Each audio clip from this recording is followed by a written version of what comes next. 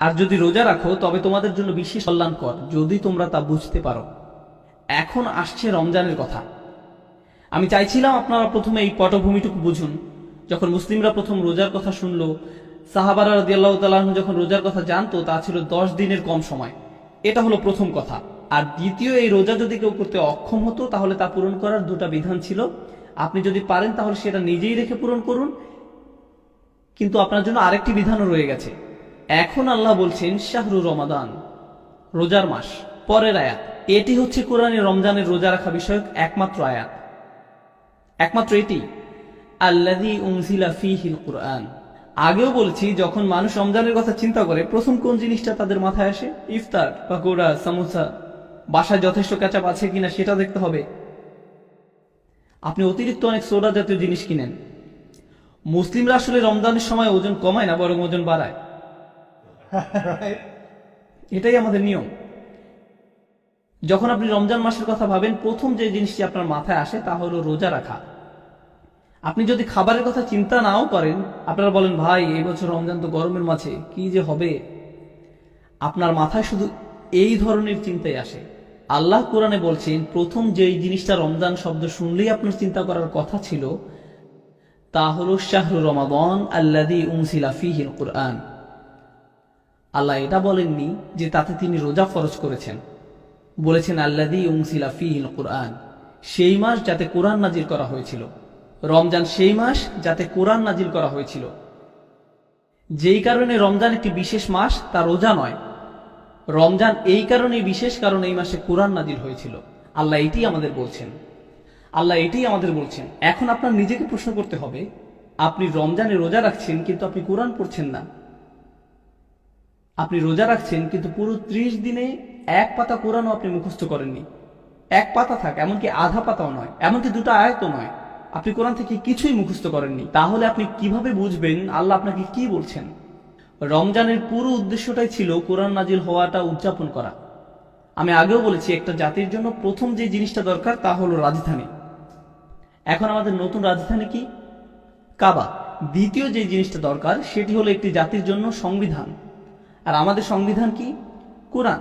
আর সংবিধান যখন লিখিত হয় আর অনুমোদিত হয়, প্রত্যেক জাতি তা উদযাপন করে। প্রত্যেক জাতি যাদের সংবিধান আছে তাদের একটি সংবিধান দিবসও আছে, যেদিন তাদের সংবিধান কার্যকর হয়েছিল। আছে সবার এরকম দিবস, ঠিক আছে? আমাদের সংবিধান নাজিল হয়েছিল রমজান মাসে। আল্লাহ আমাদেরকে শুধু একদিন দেননি উদযাপন করার জন্য, উনি আমাদেরকে পুরো 30টা দিন দিয়েছেন। রমজান মাস এটারই উদযাপন যে আল্লাহ আমাদেরকে এক উম্মাহ করেছেন। এখন আমাদের নিজস্ব রাজধানী আছে, নিজস্ব সংবিধান আছে, এবং আমাদের নিজস্ব রোজা রাখার দিন আছে। ইহুদিরা যেদিন রোজা রাখতো এটা আর সেই দিন নেই। আর আইয়াম মাদুদাত নয়, পুরোপুরি আলাদা করে ফেলেছেন। রমজানের পুরো উদ্দেশ্যটাই ছিল কোরআন নাজিল হওয়াটা উদযাপন করা। এটা শেষ। তাই আপনি যদি নিজেকে ইয়া আইয়ুহাল্লাযীনা আমানু এর অন্তর্ভুক্ত করতে চান, তাহলে আপনাকে আপনার নামাজের দিক পরিবর্তন করতে হবে, আপনাকে রোজা রাখার দিন পরিবর্তন করতে হবে। অন্য কোনো অপশন নেই। এর আগে বলা হয়েছিল ওয়ারকাউ মা'আর রাকিঈন, আপনাকে বলা হয়েছিল যারা রুকু করে তুমি তাদের মতো রুকু করো, এবং এতে তাদেরও কোনো সমস্যা ছিল না, কারণ তখনও রুকুর দিক একই ছিল। কিন্তু এখন এটা পরিবর্তন হয়ে গেছে। এই ফাঁকে আরেকটি কথা বলে রাখি, সম্প্রতি আমার একজন রেবাই বন্ধুর সাথে দেখা হয়েছিল টেক্সাসে। সে জুডিক স্টাডির একজন গবেষক। আমি তার সাথে মুসা আলাইহিস সালাম আরো নানান বিষয় নিয়ে কথা বলেছিলাম। আমি তাকে জিজ্ঞেস করলাম, তোমরা ইবাদত করো কিভাবে? তোমরা কি রুকু দাও? কারণ কোরআন ইহুদিদের সম্পর্কে বলেছে ওয়ারকাউ মা'আর রাকিঈন। আল্লাহ বলেননি ওয়াসজুদু মা'আস সাজিদিন, সাল্লু মা'আল মুসাল্লিন। কেন আল্লাহ ইহুদিদেরকে এটা বললেন? তাই আমি জিজ্ঞেস করলাম, তোমরা রুকু করো? আমি জানি তোমাদের সিজদা আছে, রুকু আছে। তো সে বলল, আমাদের কিছু রুকু আছে যেটা আমরা বছরে একবার করি। এক সময় এটা একটা নিয়মিত ব্যাপার ছিল। আমি জানতে চাইলাম, তোমাদের সিজদা আছে? সে বলল, হ্যাঁ, আমাদের সিজদাও ছিল, যাতে আমরা মাটিতে মাথা নত করতাম। এখন আমরা আরেকটা ইবাদত করি, যাতে আমরা ফরিয়াদ জানাই যে কেন এটি আর এখন করি না। ইয়া সালাম। আমি এটা বানিয়ে বলছি না, সে আমাকে বলেছে, এটা একজন রেবাই আমাকে এটা বলেছে। অর্থাৎ তারা সিজদা জিনিসটা একদম হারিয়ে ফেলেছে, আর কিছু রুকু এখনো তারা করে। ওয়ারকাউ মা'আর রাকিঈন। সে আরো যেটা আমাকে বলেছিল তাহলে তাদের ইবাদতের শেষ ভাগটা হচ্ছে রুকু, মানে সিজদা আগে দেয় আর তারপরে রুকু দেয়। তার মানে তারা যদি সিজদা করে তাহলে আগে সিজদা করে তারপরে রুকুতে যায়। আল্লাহ মরিয়ম আলাইহিস সালামকে বলেছিলেন ওয়াসজুদি ওয়ারকাই, কারণ তাদের ইবাদতে সিজদা আগে আর রুকু পরে। যাই হোক, আমরা আবার আমাদের রমজানের বিষয়টাতে ফিরে আসি। শাহরু রমাদান আল্লাযী উনজিলা ফীহিল কুরআন হুদাল লিন-নাস। মনে হচ্ছে মুখে একটা বড় চর খাওয়ার মতো অবস্থা, কারণ তিনি বলছেন কোরআন সকল মানুষের জন্য পথ প্রদর্শক। এই আয়াত শুধু মুসলিমদের জন্য না, এটা মদিনার ইহুদি সম্প্রদায়ের জন্য। তারা ভাবে যে যখন ওহী আসে সেটা কাদের জন্য আসে? শুধু তাদের জন্য, শুধু তাদের জন্য। আল্লাহ বলছেন না, এবার ওহী শুধু তোমাদের জন্য না, এটা সমগ্র মানব জাতির জন্য। হুদাল লিন-নাস। আল্লাহ এটাও বলেননি যে হুদাল লিল আরব, হুদাল লিল বনি ইসরাইল, হুদাল লি বনি ইসমাইল, হুদাল লি বনি ইব্রাহিম। না না না না, হুদাল লিন-নাস, এটা সমগ্র মানব জাতির জন্য। এটা আমাদের ধর্মের সবচেয়ে সুন্দর জিনিস বলা যায়, আমাদের ধর্মের সবচাইতে সুন্দর জিনিস।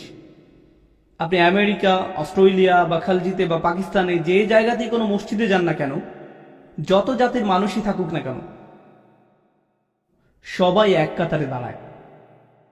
এমন কোনো ভেদাভেদ করা হয় না যে সবচেয়ে ধনীরা সামনের সারিতে, মধ্যবিত্তরা মাঝের সারিতে, সুইপাররা শেষ সারিতে। না না, এরকম করা হয় না। না না, সবাই এক কাতারে দাঁড়ায়। হতে পারে বস আর কর্মচারী একই সাথে দাঁড়িয়েছে, এমনও হতে পারে কর্মচারী প্রথম কাতারে, বস শেষ কাতারে, এটাও হতে পারে। আবার এমনও হতে পারে যেই লোক আপনার জন্য কাজ করে সে ইমামতি করছে আর আপনি তার পিছনে দাঁড়িয়ে আছেন, এটাও হতে পারে। আল্লাহ এই দিক নির্দেশনা দিয়েছেন সবার জন্য।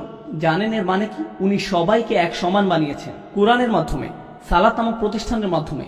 আমরা তো রেসিস্ট হতে পারি না, কারণ আমাদের আছে সালাহ।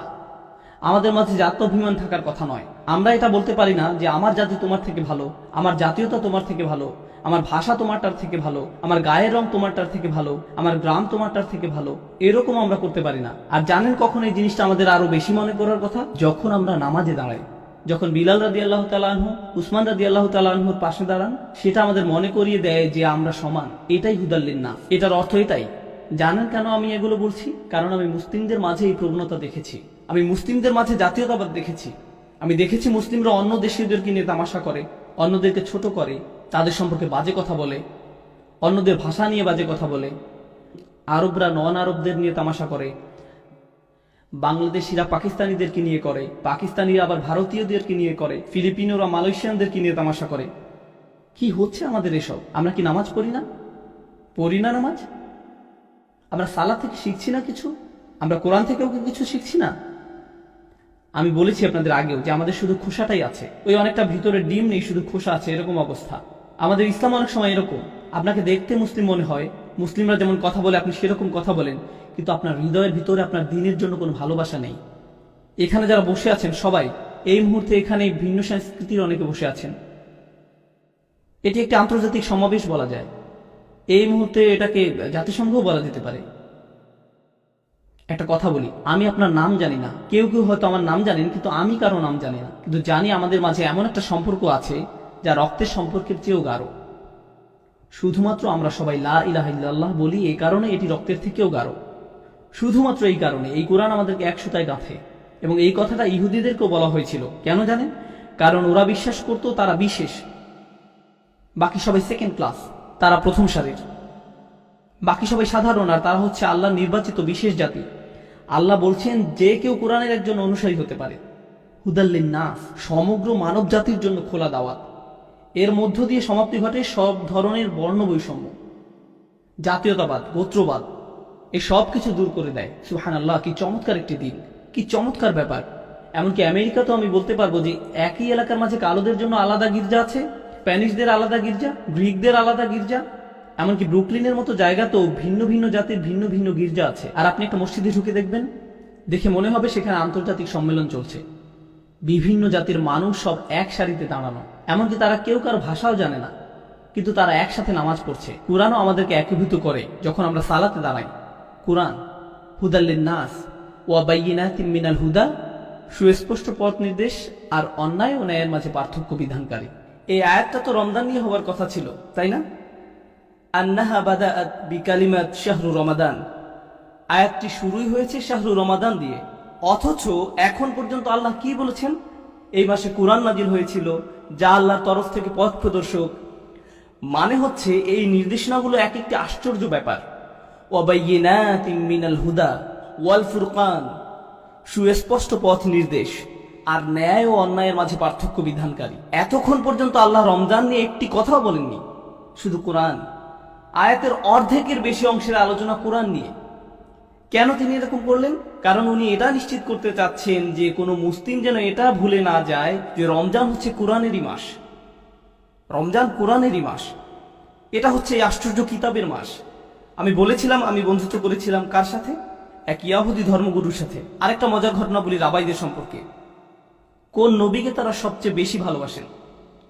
স্বাভাবিকভাবেই মুসা আলাহিসাল্লামকে। আমরা দুজন সবসময় মুসা আলাহিসাল্লামকে নিয়েই কথা বলি। আমরা সব ব্যাপারেই মতভেদ করি। আমি তাকে অপদস্থ করার জন্য এমনটা করি না, আমি তার অবস্থানটা বোঝার জন্য তার সাথে কথা বলেছি। আমি বনি ইসরায়েল সম্পর্কে একজন বনি ইসরায়েলের মুখ থেকেই জানতে চাচ্ছিলাম। আমি সত্যিই জানতে আগ্রহী ছিলাম, কারণ কোরআনে তাদের সম্পর্কে এতবার বলা হয়েছে ইয়া বনি ইসরাইল। আমরা তাদের নবীদের সম্পর্কে এত শুনেছি যারা আমাদেরও নবী। তাই আমি জানতে চাই তারা কিভাবে চিন্তা করে। তাই আমরা মুসা আলাহিস সাল্লাম সম্পর্কে কথা বলি। একবার আমি তাকে বললাম যে তুমি হয়তো জানো না কোরআনের একটি মিরাকেল হচ্ছে মুসা নামটি। মুসা নামটি আমি তার কাছে জানতে চাইলাম মুসা নামের অর্থ কি। হিব্রু ভাষায় তারা মুসা বলে না, বলে মুসে। যেমন তাওরাতুল মুসা, কিন্তু ওরা বলবে তাওরাতুল মুসে। তো আমি জানতে চাইলাম মুসে মানে কি। মু অক্ষরটি আরবি মা এর সমর্থক। মা মানে কি? পানি। যখনই আমরা মুসা আল্লাহ সাল্লামকে নিয়ে কথা বলি তো তাদের কাছে মুসা হচ্ছেন যিনি পানি থেকে এসেছেন। তার মানে হচ্ছে মুসা নামটি হিব্রু। মুসা নামটি হিব্রু। আমি তাকে বললাম মুসা নামটি হিব্রু নয়, এটা হিব্রু হতেই পারে না। সে বলল কেন নয়? মুসা আলাইহিস সালাম বনী ইসরায়েলদের মধ্যে থেকে এসেছেন, তাই এটা হিব্রুই হবে। তিনি কোথায় জন্মগ্রহণ করেছিলেন? সে বলল মিশরে। যখন তিনি বাচ্চা ছিলেন তখন তিনি কোথায় গিয়ে পড়েছিলেন শেষ পর্যন্ত? ফেরাউনের প্রাসাদে। কে ওনার দেখভাল করত?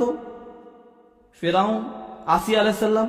আর তখন মুসা আলাইহিস সালামের আসল মা সেখানে কাজের লোক হিসেবে আসলো। যখন ধরুন কোথাও নতুন একটা বাচ্চা আছে, কে তার নামকরণ করবে? তার পালক পিতামাতা নাকি কাজের লোক? পালক পিতামাতা। আর পালক পিতামাতা কোন ভাষায় তার নামকরণ করবে? নিজেদের ভাষায় নাকি কাজের লোকের ভাষায়? যেখানে তারা সেই বাচ্চাকে রাজপুত্র হিসাবে গড়ে তোলার কথা চিন্তা করছে, তাহলে বাচ্চার নামকরণ কাজের লোকের ভাষায় হবে নাকি মালিকের ভাষায় হবে? মালিকের ভাষায়। আর মালিকের ভাষা হচ্ছে মিশরীয়, হিব্রু নয়। তাদের ভাষা ছিল মিশরীয়, সুতরাং তার নাম মিশরীয়, হিব্রু নয়। কিন্তু মিশরীয় ভাষার সমস্যা হচ্ছে সেটা হারিয়ে গেছে। রাসূলুল্লাহ সাল্লাল্লাহু আলাইহি ওয়াসাল্লাম যখন এসেছিলেন তখন ইজিপশিয়ান ভাষা মরে যাওয়ারও 3000 বছর হয়ে গেছে। কেউ ওই ভাষা জানতো না। তাই কেউ যদি রাসূল সাল্লাল্লাহু আলাইহি ওয়াসাল্লামের সময় জিজ্ঞাসা করতো মুসা নামের অর্থ কি, কেউ আপনাকে তা বলতে পারবে না। কেন? কারণ ইজিপশিয়ান ভাষা ইতিমধ্যে মরে গেছে।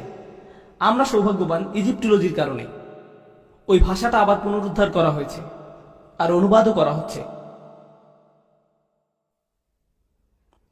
হায়ারোগ্লিফিক্স যেটাকে বলে সেটা কিন্তু এখন অনুবাদ করা যায়। তাই এর সাহায্যে আমরা এখন মুসা নামের অর্থ বের করতে পারি। নামের অর্থ বের করার আগে আমি আপনাদেরকে কোরআনের একটি আয়াত বলি। মুসা আলাইহিস সালামকে প্রাসাদে আনা হলো। তার পালক মা তাকে কোলে নিয়ে ফিরআউনের কাছে নিয়ে গেলেন এবং বললেন, আসা আন ইয়ানফা'না আও নাত্তাখিযাহু ওয়ালাদা। এই বাচ্চা আমাদের উপকারে আসতে পারে, অথবা আমরা তাকে সদ্য ভূমিষ্ঠ হিসাবে পালক নিতে পারি। আমরা তাকে সদ্য ভূমিষ্ঠ হিসাবে দত্তক নিতে পারি। ইজিপশিয়ান ভাষায় মুসা নামের অর্থ সদ্য ভূমিষ্ঠ। যখনই আমরা মুসা আলাইহিস সালামকে নিয়ে কথা বলি, সে ফিরআউনের কাছে আসলো আর বলল, আমরা হয়তো সদ্য ভূমিষ্ঠ হিসেবে তাকে দত্তক নিতে পারি, হয়তো আমরা তাকে মুসা হিসেবে দত্তক নিতে পারি। কুরআন মুসা আলাইহিস সালামের নাম ওয়ালাদান হিসেবে ইতিমধ্যেই অনুবাদ করে দিয়েছে। কুরআন ইজিপশিয়ান ভাষা জানতো যখন সেই ভাষা ইতিমধ্যেই মৃত। কুরআন নিখুঁতভাবে সেটা অনুবাদ করে দিয়েছে। আসিয়া রাদিয়াল্লাহু তাআলা আনহু ওনাকে মুসা নামে রেখেছিলেন। আর কুরআনে বলা হচ্ছে আমরা তাকে সদ্য ভূমিষ্ঠ হিসেবে দত্তক নিতে পারি। আও নাত্তাখিযাহু ওয়ালাদান। সুবহানাল্লাহ। আমি তাকে বললাম, আমাদের যা আছে তোমাদের তা নেই। সব ব্যাপারেই তার সাথে আমার দ্বিমত ছিল। আর এটা আমাদের পরিচয়ের একটি অংশ যে আমরা ভিন্ন মত পোষণ করব। আমাদের কাবা, আমাদের রোজা রাখার দিন, নবী, সবকিছুতে। যাই হোক, আবার আমাদের আসল আলোচনায় ফিরে আসি। আল্লাহ এখন আমাদেরকে কত দিন দিলেন? 30 দিন। এখন আপনারা বলুন, আগে কি এর থেকে বেশি দিন ছিল নাকি কম দিন ছিল? কম ছিল। ওই রোজা না করতে পারলে তার ক্ষতিপূরণ কয়ভাবে করা যেত? 2 ভাবে। হয় আপনি নিজে রোজা রেখে দিতে পারতেন, অথবা গরিবকে খাওয়াতে হবে। এইবার উনি বলছেন, ফামান কানা মারিদান আও আলা সাফারিন ফাইদ্দাতুম মিন আইয়ামিন উখর। আর যে লোক অসুস্থ কিংবা মুসাফির অবস্থায় থাকবে, সে অন্য দিনে গণনা পূর্ণ করবে, রোজা রেখে সেটা পুষিয়ে দিতে হবে। এখন কয়টা অপশন আছে? মাত্র একটা। দ্বিতীয় কোনো অপশনই আর নেই। আগের আয়াতে বলা হচ্ছে 10 দিনের কম রোজা রাখার কথা, এবং তার ক্ষতিপূরণ করার উপায় 2টি। ক্ষতিপূরণ করার 2টা উপায়। তারপর রমজান আসলো, আর আল্লাহ বলছেন এখন তোমাদের আর 3, 4 বা 5 দিন নয়, 30 দিন। আর এখন আপনি না রাখতে পারলে ক্ষতিপূরণ আর 2টি উপায় নেই, একটি উপায়। ব্যাপারটা কি আগে থেকে সহজ নাকি কঠিন হলো? কঠিন হলো। কঠিন হলো। যখনই ব্যাপারটি কঠিন হলো, আল্লাহ আমাদেরকে বলছেন, ইউরিদুল্লাহু বিকুমুল ইউসর ওয়ালা ইউরিদু বিকুমুল উসর। আল্লাহ তোমাদের জন্য সহজ করতে চান, উনি আপনার জন্য কঠিন করতে চান না। সুবহানাল্লাহ। যেই মুহূর্তে উনি এটি কঠিন করলেন, তখনই উনি আবার বলে দিচ্ছেন, যাই হোক আমি তোমাদের জন্য সহজ করতে চাই। হিয়া রব্বি, আপনি তো এইমাত্র এটি কঠিন করলেন, আবার আপনি কেন বলছেন যে আপনি আমার জন্য সহজ করতে চান? কিভাবে এটা সহজ হয়? এটা তো কঠিন। উনি আসলে গুরুত্বপূর্ণ একটা জিনিস বলছেন, গুরুত্বপূর্ণ একটা জিনিস বলছেন। এর থেকে প্রথম শিক্ষাটা হলো, আল্লাহ মুসলিমদের জন্য রমজানে রোজা রাখার শক্তি দিবেন। আর উনি রমজান মাসেই রোজা রাখাকে বছরের অন্য যে কোনো সময়ের চেয়ে সহজ করে দিবেন। আমি গ্যারান্টি দিয়ে বলতে পারবো, আপনি যখন রমজানে রোজা রাখবেন তখন অন্য যে কোনো সময়ের চেয়ে সহজ হয়ে যায়। কিন্তু এর 1 সপ্তাহ পরেই রোজা রেখে দেখেন, ওইটা 10 গুণ কঠিন হবে। কারণ আল্লাহ বলছেন উনি আমাদের জন্য সহজ করতে চান। ওই 30 দিন অন্য দিনে 3 দিন রোজা রাখা থেকে অনেক সহজ। সুবহানাল্লাহ। এটা হচ্ছে প্রথম অর্থ, আল্লাহ আপনার জন্য সহজ করতে চান। দ্বিতীয় বিষয় হলো, আপনার ট্রেনিং যদি 2 বা 3 দিনের হয়, 4 দিনের হয়, আপনি কিছু প্রশিক্ষণ পান, কিন্তু আপনার ট্রেনিং যদি 30 দিনের হয়, তাহলে আপনি কি বেশি শক্তিশালী হন? অবশ্যই। ওই ট্রেনিং এর প্রভাবও কি বেশি দিন থাকে? হ্যাঁ। আল্লাহ আমাদেরকে শয়তানবিহীন 30টা দিন দিয়েছেন, 30টা কোরআনময় দিন, 30টা দিন যে সময় শরীর নয়, আপনাকে নিয়ন্ত্রণ করে আপনার অন্তর। উনি একদম পরিপূর্ণভাবে এই ট্রেনিং এর জন্য তৈরি করেছেন। যখন আপনার ট্রেনিং কঠিন হয়, তখন তা শেষ হবার পর আপনি একটি সার্টিফিকেট পান এবং উদযাপনও করেন। আপনি মানুষের কাছে গিয়ে বলেন, আমি আমার সার্টিফিকেট পেয়েছি। মানুষ তখন আপনাকে শুভেচ্ছা জানায়। আমাদের ট্রেনিং যখন শেষ হয়, তখন আমরা কি করি? ঈদ পালন করি, আমরা উদযাপন করি। সুবহানাল্লাহ। আমরা সফলভাবে এই বছরের ট্রেনিং শেষ করেছি। কেন এই ট্রেনিং নিচ্ছি আমরা? যেন আমরা বাস্তব জীবনের সাথে মোকাবেলা করতে পারি। রমজান শেষ হবার পর আপনি আরো শক্তিশালী হবেন, কারণ এখন আপনার অন্তরে আরো বেশি কোরআন আছে। যদিও তখন আপনি আর রোজা রাখছেন না, আপনার ভিতরে কি রয়ে যাচ্ছে? কোরআন। শয়তানের বিরুদ্ধে আপনার আসল অস্ত্র হবে কোরআন। তাই আমরা যখনই কোরআন পড়ি, প্রথমে আল্লাহর কাছে সাহায্য চাই। ফাইযা ক্বারা'তাল কুরআন ফাস্তাঈয বিল্লাহি মিনাশ শাইতানির রাজীম। রমজান শেষ হবার পর আপনি আরো শক্তিশালী হবেন, কারণ এখন আপনার অন্তরে আরো বেশি কোরআন আছে।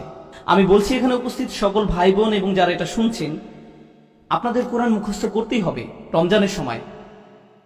আপনি যদি অলস হয়ে থাকেন, গা ঝাড়া দিন। আপনি 2 আয়াত করলেন না, 2 পাতা করলেন। আপনি 2 আয়াত করলেন না, 2 পাতা করলেন, সেটা কোনো ব্যাপার না। আপনার লক্ষ্য আস্তে আস্তে উঁচুতে নিন, উঁচু লক্ষ্য স্থির করুন। যেমন আপনি ঠিক করলেন এই মাসে পুরো 1 পারা মুখস্থ করবেন, 20 পাতা বা 10 পাতা, আমি শেষ পারার মুখস্থ করব, এরকম কিছু উঁচু লক্ষ্য স্থির করুন। যদি আপনি শেষ নাও করতে পারেন, তারপর লক্ষ্য স্থির করুন। যখন কেউ কোরআন মুখস্থ করার চেষ্টা করে, হয়তো ভাবলেন আপনি ফজরের সময় মসজিদে গেলেন, ঠিক করলেন যে এরপর আপনি কয়েক ঘন্টা সেখানে থাকবেন, অথবা হয়তো 30 বা 40 মিনিট এবং বসে বসে কোরআন মুখস্থ করলেন। আমি নিশ্চিতভাবে বলতে পারি এই কাজটি হবে আপনার জীবনে করা সবচেয়ে আন্তরিক ইবাদতগুলোর একটি, কারণ আপনি কাউকে দেখানোর জন্য কোরআন পড়ছেন না। আপনি যখন কোরআন মুখস্থ করেন, একমাত্র কে তা জানবে? আপনি নিজেই। যদি আপনার এরকম সমস্যা থাকে যে আপনি কাউকে দেখলেই বলেন, হে ভাই জানেন আমি সূরা গাশিয়া জানি, যদি আপনার এই সমস্যা থাকে তাহলে আমার সাথে পরে দেখা করবেন। এছাড়া আপনি যদি কোরআন মুখস্থ করেন, তাহলে সেটা কার জন্য? আপনার নিজের জন্য। আপনি এক আয়াত বারবার পড়ছেন, আবার যতবার আপনি পড়ছেন ফেরেশতারা তা লিখছেন। যখন আপনি মুখস্থ করেন, তখন কি বারবার তা আপনাকে রিপিট করতে হয় না? যতবার আপনি রিপিট করবেন, ফেরেশতারা আপনার নামে সেটা লিখবে। প্রত্যেকবার, একবার নয়, 10 বার বা 20 বার লেখা হচ্ছে প্রত্যেক আয়াত কোরআনের বারাকাত আপনার অন্তরে প্রবেশ করছে।